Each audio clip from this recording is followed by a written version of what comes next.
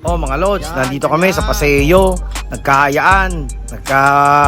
Na-board din sa bahay. Kaya sige, libre park lang man to sa may malapit sa palengke dito sa Paseo. Maganda rito. Tignan mo, libre lang. Ito may mga bata. Walang bayad to ha. It's pretty nice. Dati na namin to nakikita, hindi pa lang namin pinupuntahan. Actually, wala naman to dati. Nilagay lang nila eh. Pang-attract ba ng mga bata? At least walang bayad. Pero mas mas mga advanced to para sa mga mga mas malalaki na. Pero kaya naman si Alexa nga, kayang-kaya tignan nyo. Yan, si Kuya Adam, kaya rin naman, nakuha na niya yung rope. Tinuturuan ko nga, kuhain niya yung rope para dyan siya kakapit. Kita nyo, kayang-kaya, kahit, diba, nasa taas na, tapos na. Easy lang naman. Maganda rin sa mga bata. Ito nga pala, tingnan nyo, aakyat sila. Si Alexa, hindi niya pa kaya ito kasi maliit pa siya, pero si Adam, kaya na, Napakaganda rito pagka yung mga libre lang to mga lods dito sa may Paseo. Ayan buti nga magaling ang nito nakapag-isip. Mas lalo maraming pupunta rito syempre kasi libre lang para sa mga bata lalo na pagka medyo hindi na siya pang kids talagang wala lang choice si Alexa kaya sige laban.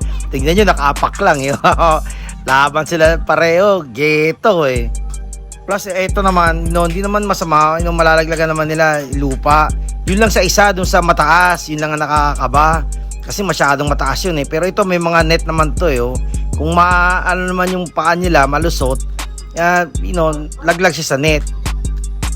So anyways, we had fun, ako masaya na ako nakatayo lang dito, video, okay na ako basta importante masaya sila. Ayan, balik uli kami dito.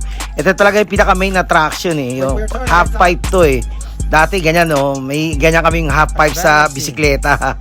Pero ngayon pang na to, pang what do you call this for kids, para maganda rin yung exercise kasi talagang nababanat mga buton nila diyan Tama si Alexa tawan-tawa, takbo, sige lang. Yan, pala itsura niya tingnan nyo. Medyo delikado sa gilid pero okay lang, basta importante babantayan nyo para make sure na aanin nyo sila. Ito nga pala ayan tingnan itsura. Paseo.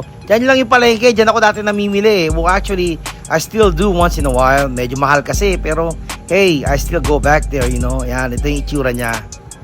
So anyways, they were really having fun, yan. Kailangan talagang mantayan ng mga bata kasi delikado to sa gilid na to Pag napagilid dito, aray ko, bali ang buto. Yan, tignan nyo. Tinanong ko nga sila, they're just watching cars, sabi ni Kuya Adam. Ayan, nanonood sila ng mga cars. Yan, may mga iba rin naman mga nanay, tatay, nagbabantay.